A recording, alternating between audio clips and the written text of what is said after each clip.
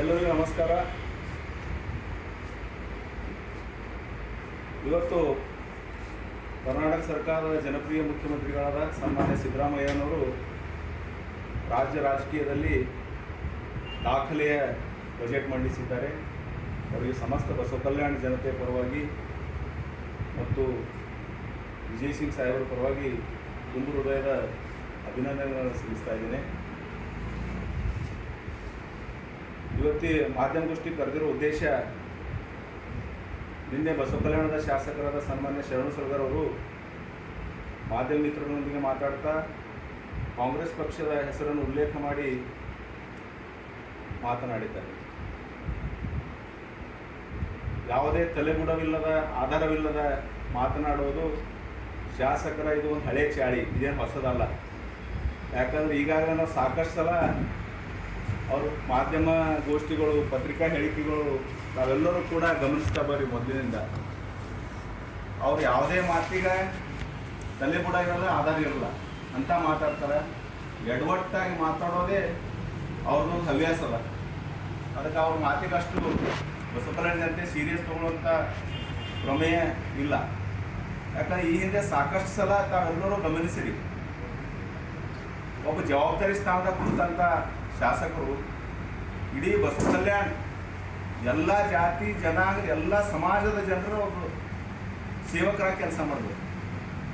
ಅವ್ರ ಮಾತಿಂದ ದಾಟಿ ನೋಡ್ರೆ ಸಮಾಜದಲ್ಲಿ ಬಿರುಕು ಸೃಷ್ಟಿ ನಿರ್ಮಾಣ ಮಾಡಿ ಸಮಾಜದ ಜಗಳ ಹಚ್ಚಿ ರಾಜಕೀಯ ಲಾಭ ಪಡಿಬೇಕು ಅನ್ನೋ ಉದ್ದೇಶ ಎದ್ದು ಕಾಣ್ತಾ ಇದೆ. ಅದಕ್ಕೆ ನಮ್ಮ ಬಸವ ಕಲ್ಯಾಣ ಜನತೆ ಭಾಳ ಪ್ರಜ್ಞಾವಂತರು, ಪ್ರಬುದ್ಧರು. ಇವ್ರ ಮಾತಿಗೆ ಯಾರೂ ಸ್ವಲ್ಪ ಹಾಕಲ್ಲ ಅಂಥೇಳಿ ಒಂದು ಸಂಪೂರ್ಣ ವಿಶ್ವಾಸ ನಮ್ಮ ಜನತೆಯಲ್ಲಿ. ಯಾಕಂದ್ರೆ ಮೊನ್ನೆ ನಡೆದ ಘಟನೆ ಅದು ಬಸವ ಕಲ್ಯಾಣದಾಗ ಆಗಬಾರ್ದಾಯ್ತು, ಆಗಿದೆ. ಯಾರೋ 5-6 ಜನ ಹುಡುಗರು ಅನ್ಯಕೋಮಿನ ಒಂದು ಇಬ್ಬರ ಮೇಲೆ ಹಲ್ಲೆ ಮಾಡಿದ್ರು. ಅನ್ಯಕೋಮಿನವರು ಅವರು ಇಬ್ಬರು ಹಲ್ಲೆ ಒಳಗಾದಂಥವರು ಪೊಲೀಸ್ ಠಾಣೆಗೆ ಹೋಗಿ ದೂರು ಕೊಟ್ಟರು. ಆ ದೂರನ್ನು ಆಧರಿಸಿ ಪೊಲೀಸರು ಅವ್ರ ಮ್ಯಾಗೂ FIR ಮಾಡ್ರು. ಯಾರು ಹಲ್ಲೆ ಮಾಡ್ಯಾರೋ ಅವ್ರ ಮೇಲೆ ಕಾನೂನು ಕ್ರಮ ಜರುಗಿಸ್ರು. ಆಮೇಲೆ ಕೆಲವು ಜನ ಗಾಂಧಿ ಚೌಕದಲ್ಲಿ ಸೇರಿ ಅವರು ಕೂಡ ಕೆಲವು ಜನ ದಾಂಧಲೆ ಮಾಡ್ರು. ಈ ಎರಡೂ ಘಟನೆಗಳು ಕೂಡ ನಾವು ಖಂಡಿಸ್ತೇವೆ. ಯಾಕಂದ್ರೆ ಅವ್ರು ಮಾಡಿದ್ದು ತಪ್ಪ, ಇವ್ರು ಮಾಡಿದ್ದು ತಪ್ಪ. ಬಸವ ಕಲ್ಯಾಣ ಇಡೀ ಜಗತ್ತಿಗೆ ಶಾಂತಿಯ ಸಂದೇಶ ಸಾರಿದಂಥ ಭೂಮಿ ಅದ. ಇದು ಎಲ್ಲ ಕಮ್ಯುನಿಟಿದವರು, ಎಲ್ಲ ಸಮಾಜದವರು ಅಣ್ತಂಬರ್ಗತಿ ಇರಬೇಕು ಅಂತೇಳಿ ನಾವೊಂದು ಕಳಕಳಿ ಮನವಿ ಅದ. ಯಾರೂ ಕೂಡ ರಾಜಕೀಯ ನಾಯಕರ ಮಾತಿನಲ್ಲಿ ಬರಬಾರ್ದು. ಎಲ್ಲರೂ ಕೂಡ ಅಣ್ತಂಬರ್ಗತಿ ಜೀವನ ಮಾಡಿ ಈ ಬಸವ ಕಲ್ಯಾಣದ ಇತಿಹಾಸದ ಗತವೈಭವದ ಆ ವೈಭವ ಮರುಸ್ಥಾಪನೆ ಮಾಡೋಕ್ಕೆ ನಾವೆಲ್ಲರೂ ಕೂಡ ಶ್ರಮ ಪಡಬೇಕು ಅನ್ನುವಂಥ ಒಂದು ಕಳಕಳಿಯ ಮನವಿ ಮಾಡ್ತಾ ಇದ್ದೇನೆ. ಈಗಾಗಲೇ ಪೊಲೀಸ್ ಇಲಾಖೆ SP ಸಾಹೇಬರು, IG ಸಾಹೇಬರು, CPI ಅವರು, PSI ಅವರು, ಎಲ್ಲ ಪೊಲೀಸ್ ಪಡೆಗಳು ಭಾಳ ಬೇಗನೆ ಪರಿಸ್ಥಿತಿಯನ್ನು ಹತೋಟಿಗೆ ತಂದು ಜನಜೀವನ ಇವತ್ತು ಸಾಮಾನ್ಯ ಆಗಲಿಕ್ಕೆ ಪ್ರಮುಖ ಕಾರಣ. ಅವರೆಲ್ಲರಿಗೂ ಕೂಡ ಬಸವ ಕಲ್ಯಾಣ ಜನತೆ ಪರವಾಗಿ ನಾನು ತುಂಬ ಹೃದಯದ ಧನ್ಯವಾದಗಳನ್ನು ಸಲ್ಲಿಸ್ತಾ ಇದ್ದೀನಿ. ಬಂಧುಗಳೇ, ಶಾಸಕರು ಏನು ಮಾತಾಡ್ತಾರಂಬುದೇ ಅವರಿಗೆ ಪರಿಜ್ಞಾನ ಇರೋದಿಲ್ಲ. ಅವ್ರು ನಿನ್ನೆ ನಾನು ಮಾಧ್ಯಮಗೋಷ್ಠಿ ನೋಡಿದೆ, ಯಾರು ಹೆಸರು ತೊಗೊಂಡವ್ರು ಆರೋಪ ಮಾಡತ್ತಾರ 15 ದಿವಸದಿಂದ ಅವರಿಗೆ ಅವ್ರು BDA ಚೇರ್ಮನ್ ಮಾಡಿ ಅಂತೇಳಿ. ಅವ್ರ ಮನಸ್ಥಿತಿ ಹ್ಯಾಂಗದ ಅಂದ್ರೆ 6 ಕೊಟ್ರೆ 3 ಕೊಟ್ರೆ ಸೊಸಿ ಕಡೆ, 6 ಕೊಟ್ರೆ ಅತ್ತಿ ಕಡೆ ಅಂತ ನಮ್ಮ ಹಳ್ಳಿ ಭಾಷೆದ ಒಂದು ಕಹಾವತ್ತು. ಅವ್ರು ಯಾವಾಗ ಏನು ಮಾತಾಡ್ತಾರೋ ಏನಿಲ್ಲೋ ಗೊತ್ತಾಗಲ್ಲ. ಏನಾದರೂ ಮಾಡಬೇಕು, ತಮ್ಮ ವೈಫಲ್ಯಗಳು ಮುಚ್ಚಿಕೊಂಡು ರಾಜಕೀಯ ಮಾಡಬೇಕು, ಜನರನ್ನು ಮರಳು ಮಾಡಬೇಕು ಅನ್ನೋ ಉದ್ದೇಶ ಒಂದೇ ಇಟ್ಕೊಂಡು ಬಸವ ಕಲ್ಯಾಣದ ರಾಜಕೀಯ ಮಾಡುತ್ತೆ. ನಾವು ಅವ್ರಿಗೆ ಸಾಕಷ್ಟು ಸಲ ಕೇಳ್ತಾ ಇದ್ದೆವು, ಬಸವ ಕಲ್ಯಾಣ ಅಭಿವೃದ್ಧಿ ಬಗ್ಗೆ ಬರ್ರಿ, ಅಭಿವೃದ್ಧಿ ಬಗ್ಗೆ ಮಾತಾಡ್ರಿ. ಬಸವ ಕಲ್ಯಾಣದು ಈಗ ನಿರ್ಮಿತ ಕೇಂದ್ರ 49 ಕೋಟಿ ಅನುದಾನ ಕೊಟ್ಟರು. ಇಲ್ಲಿ ತನಕ ಬಸವ ಕಲ್ಯಾಣಕ್ಕೆ 2023-26 ತನಕ ಏನಿಲ್ಲ ಅಂದ್ರೆ ಸರಿಸುಮಾರು 150ರಿಂದ 200 ಕೋಟಿ ಅನುದಾನ ಬಂದು 150ರಿಂದ 200 ಕೋಟಿ ಒಂದರ ಕೆಲಸ ತೋರಿಸಿ. ಶಾಸಕರಿಗೆ ಇಂಥ ಕೆಲಸ ಮಾಡಿದ್ದಾರೆ. 23ರಲ್ಲಿ ಮಾಡಿದಂಥ ಕಾಮಗಾರಿಗಳು 24ರಲ್ಲಿ ಉಳಿದಿಲ್ಲ, ಕಿತ್ಕೊಂಡು ಹೋಗ್ಯಾವ. 24ರಲ್ಲಿ ಮಾಡಿದಂಥ ಕಾಮಗಾರಿಗಳು 25ರಲ್ಲಿ ಉಳಿದಿಲ್ಲ. 24-25ನೇ ಸಾಲಿನ ಕಾಮಗಾರಿಗಳು ಇನ್ನೂ ಕಂಪ್ಲೀಟ್ ಆಗಿಲ್ಲ. ನಮ್ಮ ಊರನ್ನ ಸುಮಾರು ಒಂದು 8-10 ದಿವಸ ಹಿಂದೆ ರಸ್ತೆ ಮೇಲೆ ಕಾಂಕ್ರೀಟ್ ಹಾಕಿ ಬಿಟ್ಟಿದ್ದಾರೆ. ಸುಮಾರು 6 ತಿಂಗಳಾಯ್ತು, ಇವತ್ತಿನ ತನಕ ಕೆಲಸ ಮಾಡಕ್ಕೆ ತಯಾರಿಲ್ಲ. ಸಾಕಷ್ಟು ಸಲ ಸಂಬಂಧಪಟ್ಟವ್ರಿಗೆ ಹೇಳೋರು ಕೆಲಸ ಮಾಡಕ್ಕೆ ತಯಾರಿಲ್ಲ. ಜನ ಬೀಳ್ತಾ ಇದ್ದಾರೆ. ಮೋರ್ಖಂಡಿಯಲ್ಲೂ ಅದೇ ಪರಿಸ್ಥಿತಿ ಇದೆ. ನಮ್ಗೆ ಗೊತ್ತಿದ್ದೀವಿ 2 ವಿಷಯ ಇಂಥವು ಸಾಕಷ್ಟು ಕ್ಷೇತ್ರ ತುಂಬ ಸಾಕಷ್ಟು ಇಂಥವೇ ಕೆಲಸ ಮಾಡುವಾಗ ಅವ್ರಿಗೆ ಎಷ್ಟು ಹೇಳಿದ್ರು ಅಭಿವೃದ್ಧಿ ಬಗ್ಗೆ ಮಾತಾಡೋರು ಬೇರೆ ಬೇರೆ ಯಾರಿಗೋ ಭಡ್ಕಸೋದು, ಯಾರ ಸಮಾಜದಲ್ಲಿ ಜಗಳ ಹಚ್ಚೋದು, ಅವ್ರು ಕಾಯಕ್ಕೆ ಇದೇ ಮಾಡ್ಕೊಂಡು ಕುಂತಾರೆ. ದಯವಿಟ್ಟು ಸನ್ಮಾನ್ಯ ಶಾಸಕರೇ, ತಾವು ಒಬ್ಬ ಜವಾಬ್ದಾರಿ ಸ್ಥಾನದಾಗಿದ್ರಿ. ತಾವು ಆ ಸ್ಥಾನದಾಗ ಕುಂತು ಭಾಳ ಜವಾಬ್ದಾರಿಯುತವಾಗಿ ನಡ್ಕೊಳ್ಳೋದು ನಿಮ್ಮ ಆದ್ಯ ಕರ್ತವ್ಯ ಅದ. ಆದ್ರೆ ತಾವು ಇಂಥ ಕೆಲಸಕ್ಕೆ ಕೈ ಹಾಕಬಾರ್ದು. ವಿನಾಕಾರಣ ನಾವು ಕಾಂಗ್ರೆಸ್ ಪಕ್ಷಕ್ಕೆ ಆ ಘಟನೆಗೆ ಏನೂ ಸಂಬಂಧ ಇಲ್ಲ. ಸುಮ್ಮನೆ ಕಾಂಗ್ರೆಸ್ ಪಕ್ಷದ ಹೆಸರು ಉಲ್ಲೇಖ ಮಾಡತ್ತಾರ. ಅದು ನಮ್ಮ ಬಸವ ಕಲ್ಯಾಣದಲ್ಲಿ ಜನ ಎಲ್ಲ ಸಮಾಜದವ್ರು ಕೂಡ ಅಣ್ತಮ್ಮರ ಗತಿ ಬಾಳ. ಏನೇ ಘಟನೆ ಆದ್ರೂ ಕಾನೂನು ಅದ, ಪೊಲೀಸ್ ಅದ, ಅವ್ರ ಕೆಲಸ ಅವ್ರು ಮಾಡ್ತಾರೆ. ನಾವು ಪ್ರಚೋದನೆ ಮಾಡುವಂಥ ಕೆಲಸ ನಮ್ದು ಯಾವಾಗಲೂ ಕೂಡ ಮಾಡಬಾರ್ದು. ಇಂಥ ಒಂದು ಅವ್ರಿಗೆ ನಾ ಈ ಮಾಧ್ಯಮ ಗೋಷ್ಠಿ ಮುಖಾಂತರ ಅವ್ರಿಗೆ ನಾ ಇದು ಒಂದು ಸ್ಪಷ್ಟವಾಗಿ ಹೇಳಕ್ಕೆ ಇಚ್ಛೆ ಪಡ್ತಾ ಇದ್ದೀನಿ. ಶಾಸಕರ ಕಾರ್ಯವೈಖರಿ ನೋಡ್ರಿ, ಹೋದ ಸಲ 3 ತಿಂಗಳಿಂದ KDP ಸಭೆ ಆಯಿತು. KDP ಸಭೆ ಪೂರ್ಣಗೊಂಡಿಲ್ಲ.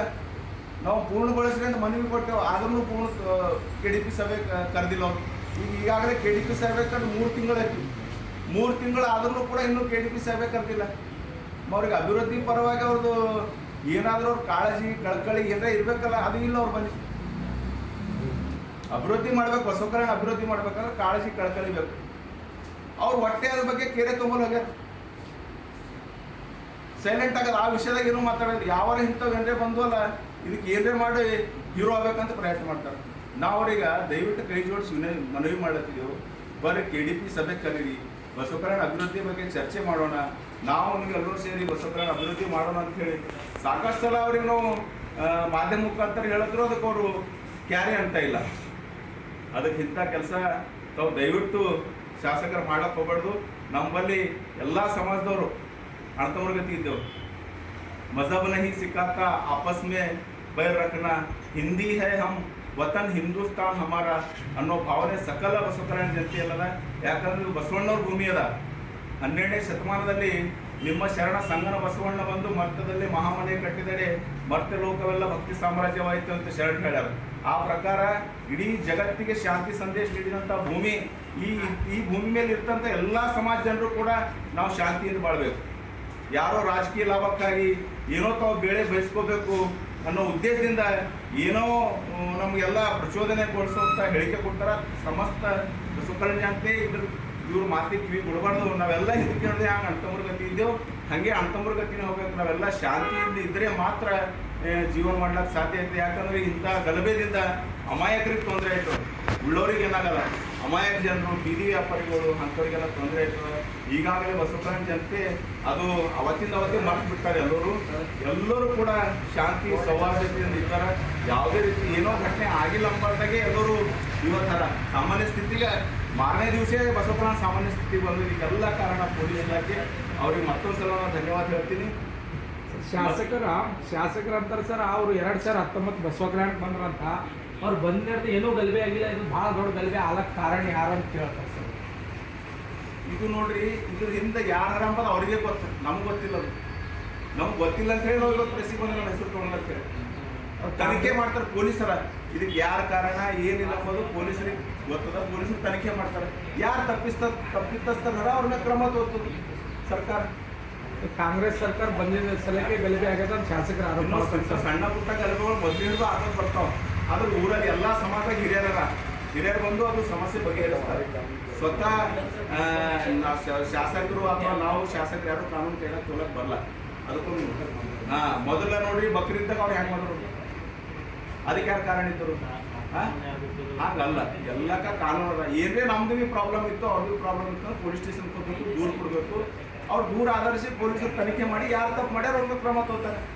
ಯಾರಿಗೂ ಸಪೋರ್ಟ್ ಮಾಡೋದು, ಯಾರಿಗಾದ್ರೂ ಪ್ರಚೋದನೆ ಮಾಡೋಂಥ ಕೆಲಸ ಮಾಡಬಾರ್ದು. ಯಾಕಂದ್ರೆ ಶಾಸಕರ ಬಗ್ಗೆ ಅವ್ರು ಏನು ಮಾತಾಡ್ತಾರೆ ಅಂಬೋದು ಅವ್ರಿಗೆ ಅರಿವಿಲ್ಲ.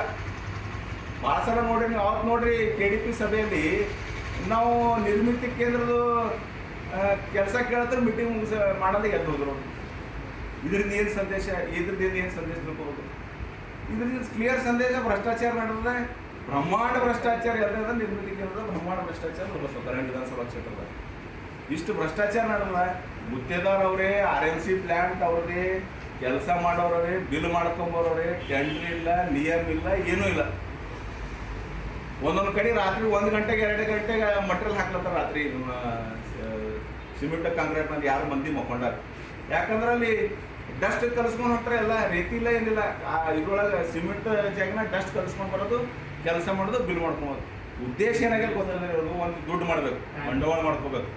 ಆ ಬಂಡವಾಳದಿಂದ ಎದುರಾಳಿಗಳು ಏನು ಇರ್ತಾರೆ ಅಂಥವ್ರಿಗೆಲ್ಲ ಖರೀದಿ ಮಾಡಬೇಕು, ನಾವು ರಾಜಕಾರಣ ಮಾಡಬೇಕು ಅನ್ನೋದು ಒಂದೇ ಅವ್ರ ತಲೆಗೆ ಸೇರೋದು.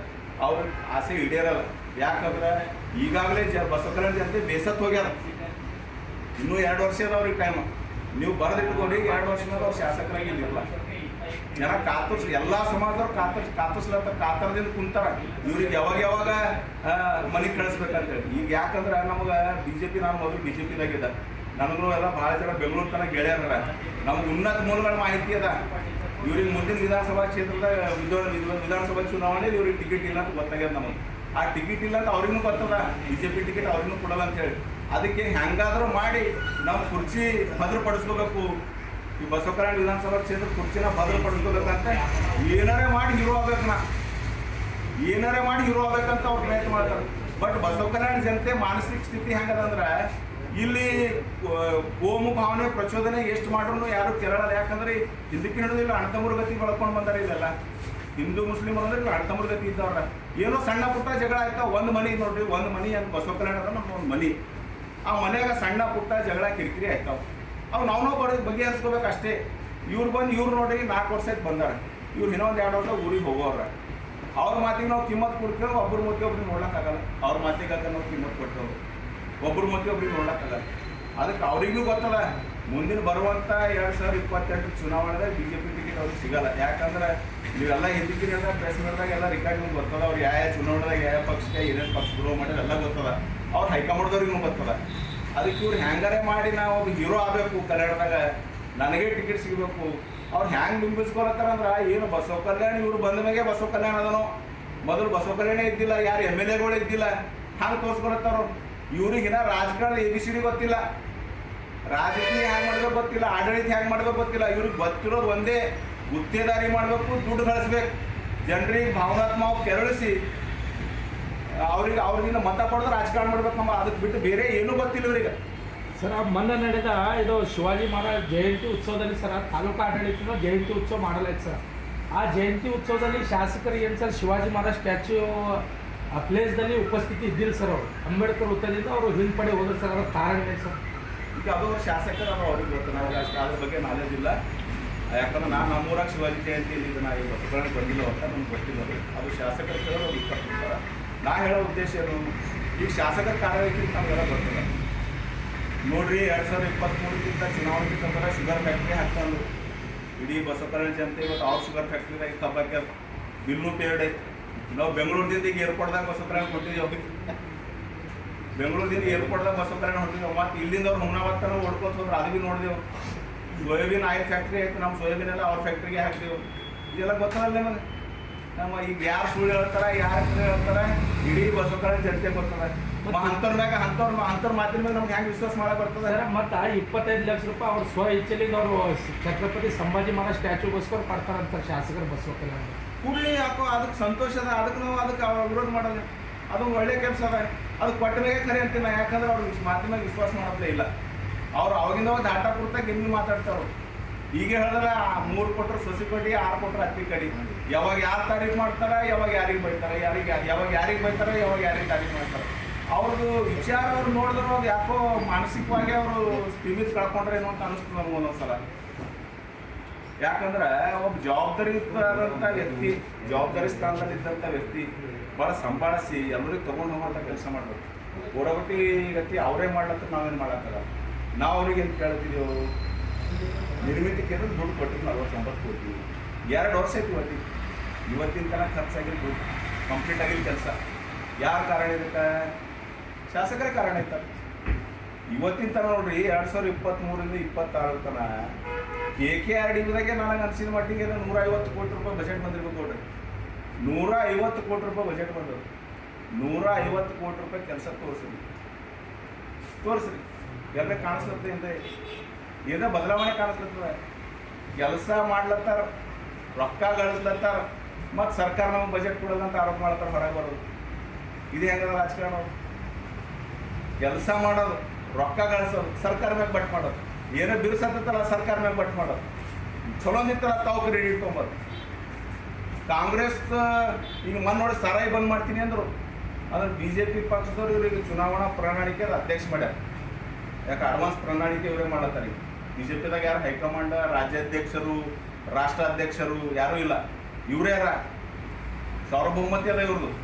ಇನ್ನು ಕೇಳಿರಿ ಇದು ಮಾತಾ, ನಾ ಮುಂದಿನ 2028 ನಮ್ಮ ಸರ್ಕಾರ ಬಂದರೆ ನಾ ಸಾರಾಯಿ ಬಂದ್ ಮಾಡ್ತೀನಿ ಅಂತ. ಯಾಕಂದರೆ ಬಸವ ಕಲ್ಯಾಣ ಶಾಸಕರಿಗೆ ರಾಜ್ಯ ಚುನಾವಣಾ ಪ್ರಚಾರದ ಪ್ರಣಾಳಿಕೆ ಅಧ್ಯಕ್ಷ ಮಾಡ್ಯಾರ. ಅದಕ್ಕೆ ಅವ್ರು ಘೋಷಣೆ ಕೊಡ್ಲತ್ತಾರ. ಇವೆಲ್ಲ ಆಗೋ ಮಾತವ. ಇವ್ರಿಗೇನು ಅಧಿಕಾರ ಅದ? ಹಿಂಗೆ ಹೆಂಗೆ ಮಾತಾಡಿ ಮಂದಿಗೆ ಮೂರ್ಖ ಮಾಡೋದು. ಅವ್ರು ಬಸವ ಕಲ್ಯಾಣದವ್ರು ಎಷ್ಟು ಹುಷಾರ ಅಂಬೋದವ್ರಿಗೆ ಗೊತ್ತೇ ಇಲ್ಲ. ಜನ ಇಲ್ಲಿ ತಾಳ್ಕೊಲತ್ತಾರ. ಅವರು ನಮ್ಮ ಜನ ಏನಲ್ಲತ್ತ, ಈಗ ಓಟ್ ಹಾಕಿದವಪ್ಪ, ಶಾಸಕರು ಮಾಡಿದವ 5 ವರ್ಷ ಏನು ಮಾಡ್ಲಕ್ಕೆಲ್ಲ ಸುಮ್ಮನೆ ತಾಳ್ಕೊಲತ್ತಾರ, ಕಾಯ್ಕೊಂಡು ಕುಂತಾರ. 2028ದಾಗ ಇವ್ರಿಗೆ ಮನೆಗೆ ಕಳ್ಸೋದು ಪಕ್ಕ. ಇವ್ರು ಏಟೆ ಹಾರಾಡಲಿ, ಏಟೆ ಚಿಣಿಲಿ, ಏಟೆ ಕುಣಿಲಿ, ಎಷ್ಟೇ ಮುಂಜಾನೆ ಊರೂರಿಗೆ ವಾಕಿಂಗ್ ಹೋಲಿ. ಇವ್ರು ವಾಕಿಂಗ, ಇವ್ರು ಕಬ್ಬು ತಿಂಬೋದು ಎಲ್ಲ ಜನರಿಗೆ ಗೊತ್ತದ. ಇವ್ರು ಎಷ್ಟು ರೈತರರ, ಎಷ್ಟು ರೈತರ ಮಕ್ಕಳರ, ಇವ್ರು ಎಷ್ಟು ಗೋಗಳಿಗೆ ಸಾಕ್ತಾರ, ಇವ್ರು ಎಷ್ಟು ಗೋಪ್ರೇಮಿ ಹರ, ಇವ್ರಿಗೆಲ್ಲರೂ ಗೊತ್ತದ. ಇವ್ರು 2015 ಪೈಲ ಕಾಂಗ್ರೆಸ್ದಾಗ ಇದ್ದರು. 2016ದಾಗ ಇವ್ರಿಗೆ ಜ್ಞಾನೋದಯ ಆಯ್ತು. ಏಕದಮ್ ಧರ್ಮ ಬಗ್ಗೆ ಜ್ಞಾನೋದಯ ಆಯ್ತು. ಯಾವುದೇ ಪಕ್ಷ ಕೆಟ್ಟದಿರಲ್ಲ, ಯಾವುದೇ ಪಕ್ಷ ಕೆಟ್ಟದಿಲ್ಲ, ಯಾವುದೇ ಪಕ್ಷ ಸಿದ್ಧಾಂತ ಕೆಟ್ಟದಿಲ್ಲ. ಒಳಗಿರ್ತಕ್ಕಂಥ ವ್ಯಕ್ತಿಗಳು ನಮ್ದೇನು ನಡವಳಿಕೆ ಇರ್ತದಲ್ಲ, ಅದ್ರದಿಂದ ಗೊತ್ತೈತೆ ನಾವು ಕೆಟ್ಟವರಿದ್ದು ಒಳ್ಳೆಯವರಿದ್ದು ಅಂತ. ಸುಮ್ಮನೆ ಜನರಿಗೆ ಭಡ್ಕಿಸುವಂಥ ಕೆಲಸ ಸನ್ಮಾನ್ಯ ಶಾಸಕರು ನಿರಂತರವಾಗಿ ಮಾಡ್ಕೊಂಡು ಬಂದಾರೆ. ಇದೇನು ಹೊಸದಿಲ್ಲ, ನಿಮಗೂ ಹೊಸದಿಲ್ಲ, ನಮಗೂ ಹೊಸದಿಲ್ಲ. ಯಾವುದೋ ಒಂದು ಸೂಕ್ಷ್ಮವಾದ ವಿಷಯ ನಾವು ಅದನ್ನು ಶಾಂತ ಮಾಡಿ ಮತ್ತು ಬಸವ ಕಲ್ಯಾಣ ಜನತೆ ಒಳ್ಳೆ ರೀತಿಯಲ್ಲಿ ಜನಜೀವನ ನಡೆಯುವಂಥ ಕೆಲಸ ಮಾಡೋದನ್ನ ಕಡೆಬಿ ತೊಗೊಂಡು ಓಡಾಡ್ಬಾರ್ದು. ಸಂಘಟ ಇದ್ದಾಗ ಕಡೆಬಿ ತೊಗೊಂಡು ಓಡಾಡ್ತಾರೆ. ಕಡೆಬಿ ತೊಗೊಂಡು ಓಡಾಡೋದು, ಬೆಂಕಿ ಹಚ್ಚೋದು, ಕಾಸ್ಕೋದು ಕೊಡೋದು, ಅದು ಈ ಜನ್ಮದಾಗ ಈಡೇರಲ್ಲ. ಯಾಕಂದ್ರೆ ನಮ್ಮ ಬಸವ ಕಲ್ಯಾಣ ಜನ ಹೆಂಗಾರದ ಭಾಳ ಬೇಗ ಇಂಥ ವಿಷಯದಾಗ ತಾವೇ ಎಲ್ಲ ಕ್ಲಿಯರ್ ಮಾಡ್ಕೊತಾರೆ ಎಲ್ಲ. ಯಾಕೆ ಇಂಥವು ಸಾಕಷ್ಟು ಒಂದು ಮನೆ ಇದ್ಮೇಲೆ ಇಂಥವು ಆಗ್ತಾವೆ ಹೋಗ್ತಾ ಇರ್ತಾವೆ. ನಾವೆಲ್ಲ 43 ವರ್ಷ ಆಯ್ತು ನಾವು ಈ ಬಸವ ಕಲ್ಯಾಣ ಮಣ್ಣಿನ ಹುಟ್ಟಿ ಬೆಳೆದವರಿದ್ದು. ಇವ್ರಿಗೇನು ಗೊತ್ತದ ಬಸವ ಕಲ್ಯಾಣ ಇತಿಹಾಸ? ನಮ್ಮ ರಾಜಕೀಯ ದುರಾಸೆಗಾಗಿ, ಅಧಿಕಾರದ ಒಂದು ದುರಾಸೆಗಾಗಿ ನಮ್ಮಲ್ಲೇ ಜಗಳ ಹಚ್ಚುವಂಥ ಕೆಲಸ ಅವ್ರು ಮಾಡ್ತಾರೆ. ಅದು ಆಗಲ್ಲ. ಕಾನೂನು ಯಾರು ಕೈದಾಗ ತೋತಾರೆ, ಯಾವುದೇ ಧರ್ಮದವ್ರು ಇದ್ದರೂ ನಿರ್ದಾಕ್ಷಿಣ್ಯವಾಗಿ ಕಾನೂನು ಅವರನ್ನು ಬಿಡಲ್ಲ. ಇಷ್ಟು ನಾವು ನಾಳೆದಾಗ ಇರ್ಬೇಕು. ಅವ್ರಿಗೆ ಯಾವುದೇ ಸರ್ಕಾರ ಇಲ್ಲ, ಅದು ಯಾವುದೇ ಸರ್ಕಾರ ಇಲ್ಲ. ಇದು ಅವ್ರಿಗೂ ಗೊತ್ತದ ವಿಷಯ. ಇದ್ರದ್ದು ಏನರೇ ಮಾಡಿ ಫೈದಾ ತೊಗೋಬೇಕಂತಾರೆ. ಯಾಕಂದ್ರೆ ಸಾಕಷ್ಟು ವೈಫಲ್ಯಗಳು ಈ ಕಡೆ ಇಷ್ಟು ವೈಫಲ್ಯ ಇಲ್ಲ. ಶುರು ಹಿಡಿದು ಲಾಸ್ಟ್ ತನಕ ಎಡವಟ್ಟುಗಳೇ ಅವರು ಒಂದು ಬಿ ಸರಳಿಲ್ಲ. ಅದಕ್ಕೆ ಸನ್ಮಾನ್ಯ ಶಾಸಕರು ಇನ್ನು ಮುಂದೆ ಆದರೂ ನಾನು ಪದೇ ಪದೇ ಹೇಳ್ತಾ ಇದ್ದೀನಿ, ಇನ್ನು ಮುಂದೆ ಆದರೂ ತಾವು ನುಡಿದಂತೆ ನಡೀರಿ. ಯಾಕಂದ್ರೆ ಬಸವಣ್ಣವ್ರ ಭೂಮಿ, ಬಸವಣ್ಣವ್ರು ಹೇಳ್ಯಾರ, ನುಡಿದಂತೆ ನಡೆ ಇದೇ ಜನ್ಮ ಕಡೆ ಅಂತಾರವ್ರು. ನುಡಿಯಲ್ಲಿ ಎಚ್ಚೆತ್ತು ನಡೆಯಲ್ಲಿ ತಪ್ಪಿದಡೆ ಹಿಡಿದಿರದ ಲಿಂಗವೇ ಘಟ ಸರ್ಪವಯ್ಯ. ಅದಕ್ಕೆ ದಯವಿಟ್ಟು ಶಾಸಕರೇ ನುಡಿದಂತೆ ನಡೀರಿ. ಸೊಮ್ಮ ರಂಗ ನೋಡಿ ಢಂಗ ಬದಲಾಯಿಸಬೇಡ್ರಿ. ವೇದಿಕೆ ನೋಡಿ ಮಾತಾಡುವಂಥ ವೇದಿಕೆ ಶೂರು ನಮ್ಮ ಬಸವ ಕಲ್ಯಾಣ ಶಾಸಕರು. ಮಾತಿನಂತೆ ಮನವಿಲ್ಲದ ಜಾತಿ ಡೊಂಬರ ನೋಡಿ ನಗು ನಮ್ಮ ಕೂಡಲ ಸಂಗಮ ದೇವ. ಎಷ್ಟು ಚೆನ್ನಾಗಿ ಹೇಳ್ಯಾರ ಶರಣರು. ಇಂಥವೆಲ್ಲ ಆಟ ಇಲ್ಲಿ ನಡೆಯಲ್ಲ. ನೀವು ದಿನಗಳು ಎಣಿಸ್ಕೊತ ಕುಂಡ್ರಿ, ಏನು ಮಾಡೋದ 2 ವರ್ಷ ದರ್ಬಾರ್ ಮಾಡಿರಿ. ನೀವು ಪ್ರಾಮಾಣಿಕರಿದ್ದರೆ ನಿಮಗೆ ಅಭಿವೃದ್ಧಿ ಮಾಡುವಂಥ ಬದ್ಧತೆ ಇತ್ತು, ಬಸವ ಕಲ್ಯಾಣ ಅಭಿವೃದ್ಧಿ ಬಗ್ಗೆ ನಿಮಗೆ ಕಾಳಜಿ ಇತ್ತು, KDP ಮೀಟಿಂಗ್ ಕರೀರಿ, ನೀವು ಚರ್ಚೆ ಮಾಡಿ. ಅದರ ಮೂಲಕ ನಿಮ್ದು ಏನಾದ್ರು ಬಣ್ಣ ಬಯಲು ಮಾಡ್ತೇವೆ.